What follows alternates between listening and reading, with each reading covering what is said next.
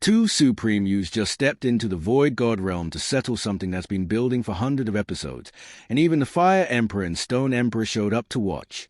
If you've been waiting for Shihao and Shijie to finally clash, Perfect World episode 277 is where it starts. Let's get into it. Quick reminder of who these two are to each other, because this fight only hits as hard as it does if you understand the history. Shijie isn't just a rival, he's tied directly to Shihao's origin. Shihao was born with something called the Supreme Being Bones, a mark of destiny that should have made him the center of his own story from day one.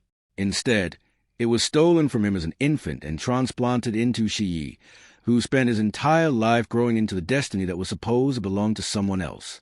Every advantage Shijie has, every bit of favor and power, traces back to something taken from Shihao before he could even remember it happening. So when these two finally meet in the Void God realm, this isn't just a duel between talented cultivators. It's Shihao standing across from the person wearing his own stolen fate. That's why this fight draws the attention it does. Both the Fire Emperor and the Stone Emperor descend to watch, which the story treats as historic. This is the first time something like that has happened.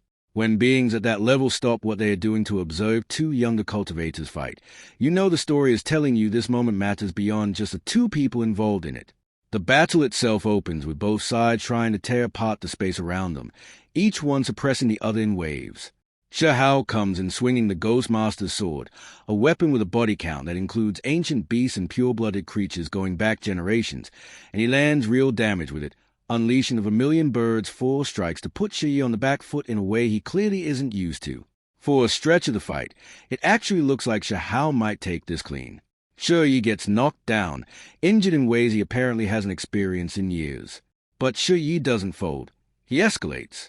He activates his double-eye pupil, and that single move nearly flips the entire fight. It's less a technique and more a battlefield-wide advantage, letting him see and counter almost anything Shihao throws at him, which suddenly put Shihao back on the defensive after having the momentum just moments earlier. What makes this even more interesting is that Shijie doesn't go all the way with it. His arrogance holds him back from committing fully, because even while he's getting pushed around, some part of him still refuses to treat Shihao like a genuine threat. That gap between what Shijie is capable of and what is actually willing to use becomes the opening Shihao needs. Instead of trying to outpower the double-eye pupil directly, he goes a different route, calling on the Sunenai art to essentially bring the universe itself into his palm and strike back through it. It's a shift from raw physical exchange into something closer to a battle of philosophy, not unlike watching someone refuse to accept the terms of a fight and rewrite them instead. So where does this leave things heading into the next episode? First, this fight is clearly not resolving in one sitting. The story is treating it as a centerpiece event, not a quick skirmish, so expect the tension and escalation to keep climbing. Second, having two emperors watching this personally means the outcome likely has consequences that ripple outward beyond just Shihao and Shijie. This feels like the kind of fight that reshapes how the wider world sees both of them regardless of who technically wins. And third, that hesitation from Shijie, refusing to go all out even while struggling, is a kind of detail this show doesn't include by accident. I wouldn't be surprised if that arrogance ends up costing him more than he expects.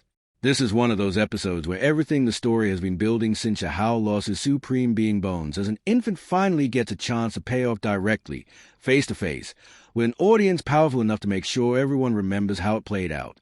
If you want a full breakdown of what the double-eye pupil actually does, or the full history behind why Shijie is what should have been Shihao's destiny, let me know in the comments and I'll cover it in the next video. Subscribe so you don't miss the next chapter of this fight, and I'll see you in the next one.